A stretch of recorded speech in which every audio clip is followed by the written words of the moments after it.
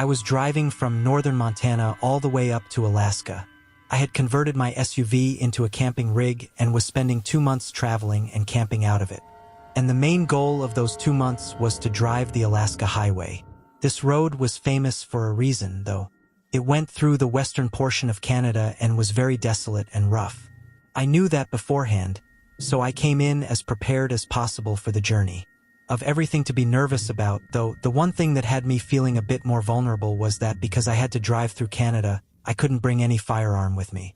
Usually, I always carried a piece tucked under my seat just as a means to protect myself in an emergency. But for this trip, I couldn't. Anyway, the first day went well. I got in a good 8 hours of driving. Most of this section of the road was a little less desolate than the next portion. This next part only had a gas station every couple hundred miles, so I had to stop and fill up every single time and be very careful about how I drove. By sundown, I was just about ready to pass out. I pulled off on the next campsite I saw. Out on the road, there were rest stops every once in a while, but there were also a ton of trails that just had empty wooded camping lots. Those were the ones I always preferred. Since it was already late, though, I didn't see much of the lot I pulled into. It just looked like forest all around me, and nobody else was there. So, I put up my window shades, hopped in the back seat, and slept until morning. Everything seemed fine. I got good sleep and didn't wake up at all during the night. Before hitting the road again, though, I wanted to stretch my legs and get a walk in. Right when I stepped outside, I noticed a trail, so I decided to follow it. It wasn't very long, though. I think I walked maybe 5 minutes before getting to another campsite. But something didn't feel right about it. It was scrappy and rugged. Clearly, someone had been there recently, and it sort of looked like they left in a hurry. Half of their stuff was missing, and the other half was torn up and thrown across the site. After only being there for 30 seconds, I turned around and headed back. I didn't know if someone was still around, but I trusted my gut and walked back to my car. When I got back, though, there was now a truck parked right up next to my car. It was an all-black pickup truck with tinted windows. Nobody was outside of it, so I assumed they were inside watching me as I got up to my car and got in. With the strange campsite and the sudden truck parked near me out in the middle of such an isolated road in the forest, I just left right away. I didn't even have to think about whether or not something was actually wrong because getting out of there quickly was the obvious answer. I drove for 3 to 4 hours straight after leaving that campsite until I got to the next gas station. I pulled in. This gas station looked very old and only had one double-sided pump. Nobody else was there. I got out and started the pump. I have to say the views were incredible out there with mountains in every direction, so I didn't mind waiting a while for the slow gas pump to fill the car. However, after a few minutes, I saw a truck coming down the road. As it got closer, I was almost sure it was the same black truck I'd seen at the campsite.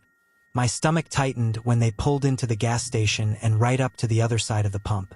Of course, it made sense they'd be getting gas as you kind of had to at every stop on this road, but it still felt a little strange. Why would they have pulled into the campsite and only stayed there for a few minutes just to leave right after I did? Thankfully, I was done in 30 seconds getting back in and driving off. I think part of what made it all feel so off was that I never saw the guy. He never got out of the truck or showed himself, so it just made it all feel a little more unusual. Regardless, I felt good knowing now that my tank was full. I'd be driving nonstop for a while, likely putting a ton of distance between us and getting to just enjoy the scenery. Also, I'd hopefully be ahead enough to find a campsite during the day so I wouldn't be parking anywhere blind like I did the previous night. I drove a long while pretty much until I noticed the sun start coming down. Then I found a decent spot to pull off. Felt a little more hidden. The trail sort of nestled away in the brush, and there weren't any signs of anyone having been here recently, so it definitely wasn't a popular place to camp. I felt a lot more safe here than I did before. I really wanted to set up my tent and have a nice outdoor campsite as it was way more spacious than sleeping all cramped up in the back of my car. But something in me told me not to just in case. So, I just made food outside and enjoyed the nature until sundown, then got back in my car. The next day was hopefully going to be shorter than the last two. And knowing that, I decided to stay up and watch some videos on my phone that I had downloaded. I was there awake for probably 4 hours. I felt very comfortable there and was actually really excited to be getting into Alaska tomorrow morning. But then around 11 p.m., I heard something outside my car. Even from just a second of listening, I was 100% sure it was a person walking. The dry sticks and leaves made it very loud and distinct. I quickly put my phone down and sat up to look out the window, but I was beat to it. A man's face was pressed up against the side window, staring in at me. I could barely see him, but there was no mistaking that that was what I was seeing.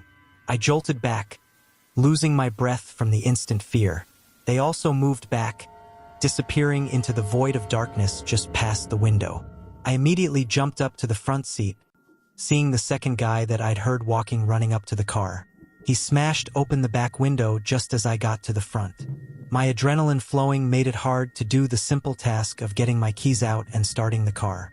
That on top of also looking back at what the men were doing. One of them was running up to my driver window while the other was sticking their arm through the broken window to try opening the door from the inside. In the panic, I somehow managed to get the keys into the ignition and turn it on right as he opened the back door. I floored the car. As I pulled out, I passed by that same black truck parked off the path, sort of hidden in the bushes. They had followed me all this way. I drove a mile or so, then pulled off to close the back door that was still hanging open and to call the police with what little cell service I had. Obviously, out in the middle of nowhere, it took forever, and the men were probably long gone. I never got their license plate and it was too dark to get any facial features, so it was a lost cause. Despite the horrible experience, I still ended up making it to Alaska and enjoying the rest of my trip after repairing the window. What both of the men were intending to do, breaking into a car in the middle of the woods at night, knowing I was inside, is left to speculation. I prefer to not even think about it.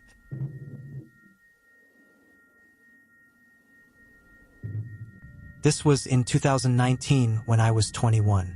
I was spending the summer at my parents' house and figured I'd go camping in the woods in their backyard while I had the chance. This was a pretty impulsive trip. I just decided one morning I'd pack my bag and head out for the night. I'd done it a bunch of times before, so this wasn't some special camping trip or anything. I let my parents know where I was headed, then left at 4 p.m. to find a spot for the night. I walked for a good hour before finding an open area that looked nice enough. I got my tent set up, cleared out a space, and lit up a small campfire. It was really cozy, and the sun slowly setting made it even better. Exactly the kind of night I was hoping for. But it really didn't take that long for it to get interrupted. The sun was just about to pass the top of the trees when I heard a voice, a male voice, sort of muttering or talking.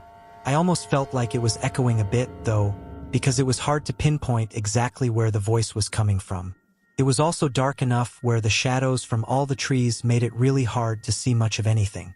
I probably should have mentioned these woods behind my parents' place were pretty vast and unexplored, as in there were no trails around here, so running into someone would have to be very coincidental. I thought they'd likely just pass by and that would be the end of it. But I continued hearing the voice for probably 5 minutes, which was long enough that it seemed they weren't just walking and were maybe staying near me on purpose. Eventually, I called out, just yelling hello to see if they'd respond. But before I even finished speaking the word, the voice cut out. The forest was now silent. I felt really uncomfortable and ended up calling out again. No voice or response. Now I was a little more on the creeped out side. With only 20 or 30 minutes left of the thin layer of sunlight, I decided I would just move spots.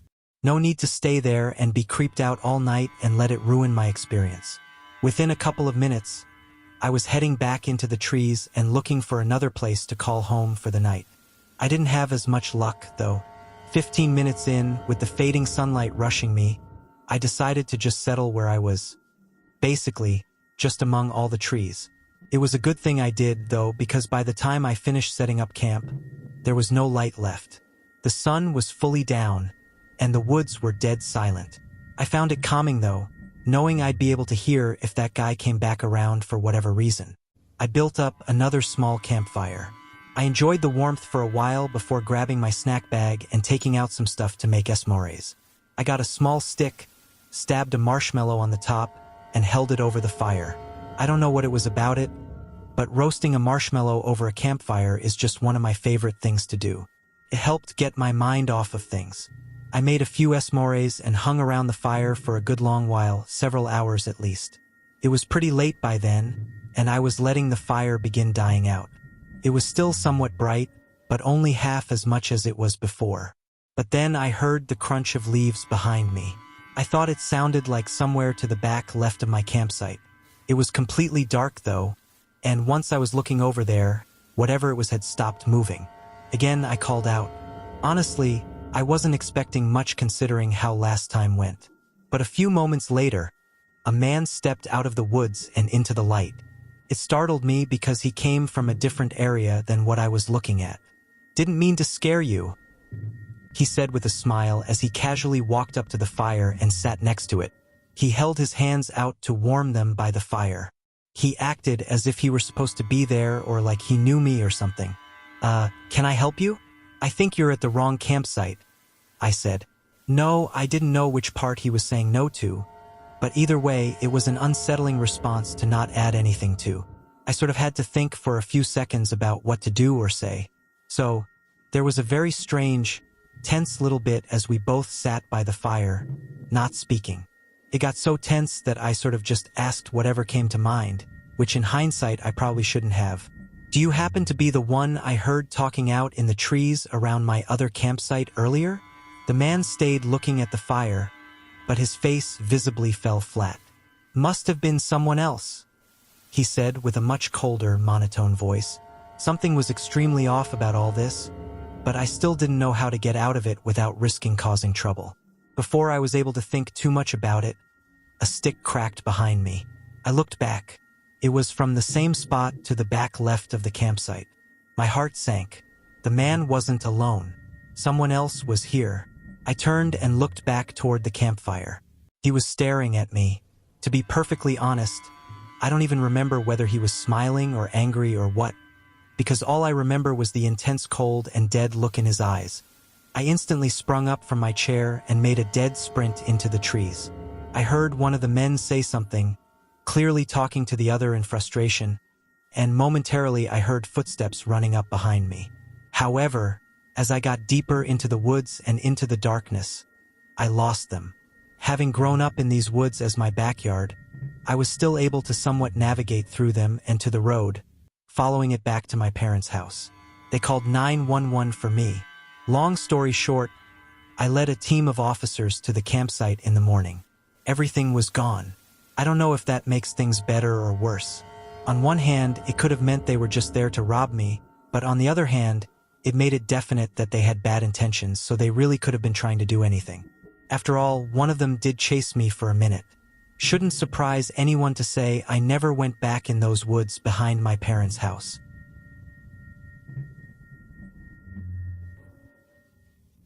Stations, usually in the middle of nowhere, miles and miles into the forest.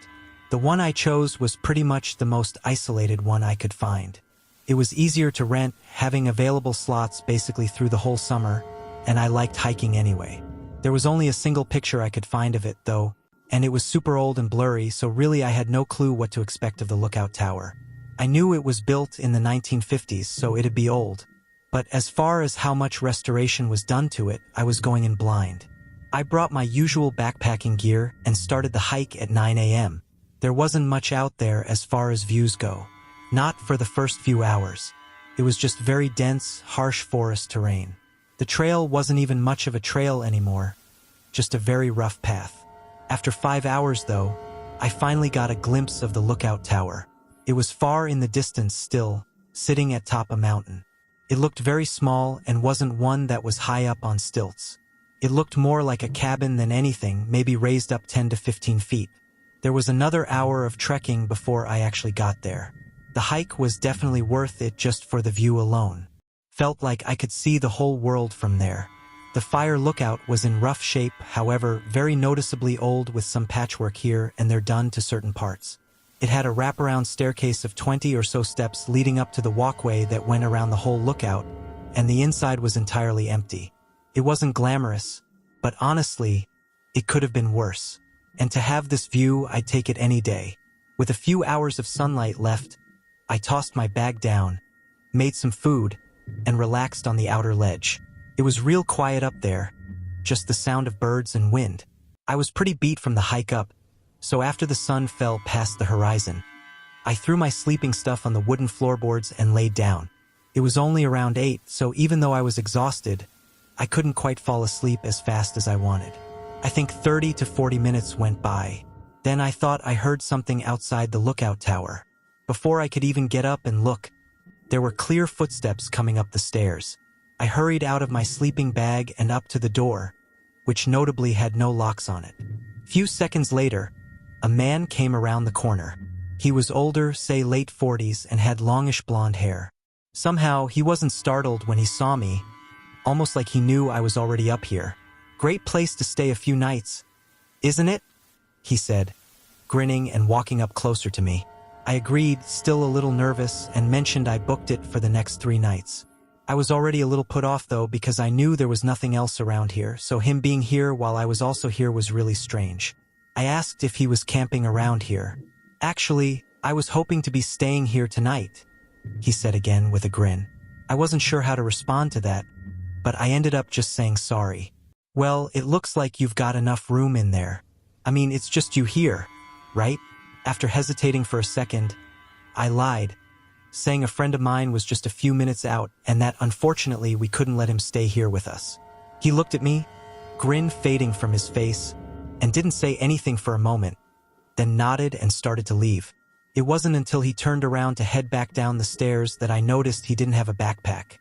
No gear at all. Surely he had to have left his pack somewhere nearby. I couldn't see why anyone would be this far isolated without any camping gear, even if they were planning on using the fire lookout as a shelter. I got some uneasy feelings about that man, so I stayed up a bit longer and just stared at the forest below the lookouts. I did end up getting really sleepy, though, and got back in my sleeping bag and passed out.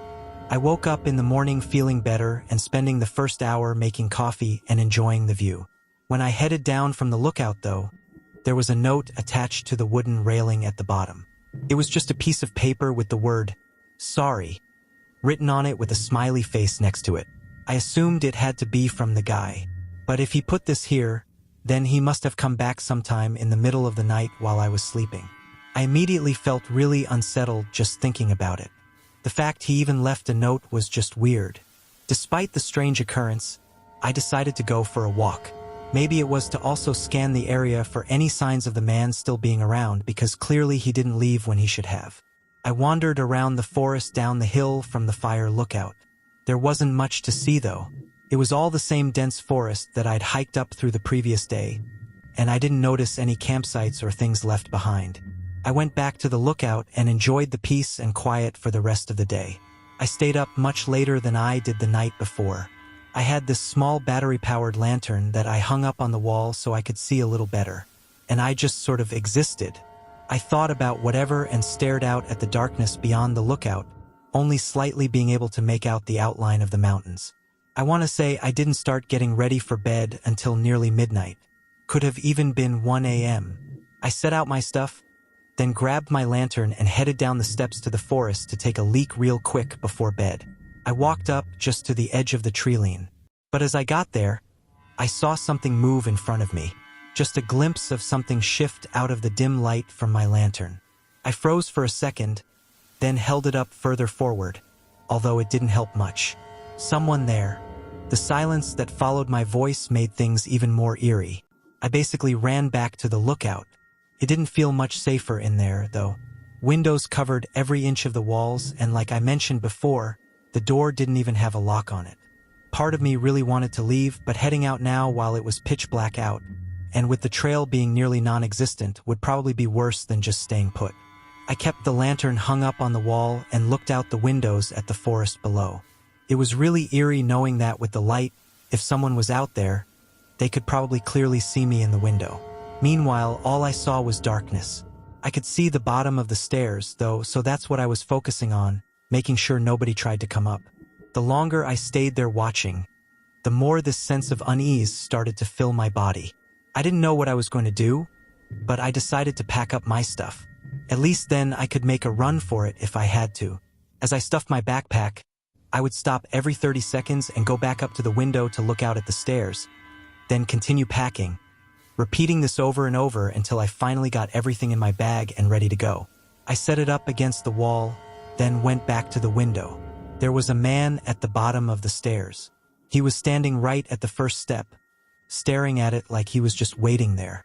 I could only see part of him through all the railings, but I was sure it was the same man from yesterday. He had no backpack on and looked about the same height. I was beyond terrified. Why was he back? And why was he just standing there motionless at the bottom of the steps? What if he decided to come up again? Everything was making my mind race. I must have been at the window watching him for 2 whole minutes before the man finally moved. He took a couple steps back, pausing for a moment, then walked off. The way he went, though, was blocked off for me by the walkway, so I lost sight of him. And if he did keep walking in that direction toward the forest, it was too dark for me to tell. In the moment, I felt sure the man was stalking me, or at least keeping watch of me and creeping up too close for comfort, especially in the middle of the night. Could have just been my gut telling me something, but I felt like if I stayed any longer, something really bad would happen. I waited a few minutes, then I grabbed my bag and quietly walked down the steps into the surface below the lookout tower. I can't even describe how unnerved I was walking away from the tower and into the dark forest, knowing there was a chance the guy was still watching me, possibly following me into the trees. For that very reason, I kept my pocket knife open and in my hand the entire time. I walked for about 15 minutes, which was when the trail started to get a lot less defined, so I was forced to pull out my lantern. I hoped I was far enough that the man didn't follow and wouldn't be able to see the lights. The next 5 hours were exhaustingly unsettling. By then, the sun had come up, though, and I was able to finish the hike and leave the forest. I think it's hard to fully put into perspective how horrifying those nights were. Something in me knew there was something bad about that man and his intentions. One thing I keep thinking back on is that I had told the man I booked the tower for 3 nights, which leaves no reason for him to have come back multiple times to check if I was there. It also means he likely thought I'd be there for the 3rd night. So, had I not left early and actually stayed for the 3rd night, things might have taken a much more disturbing turn.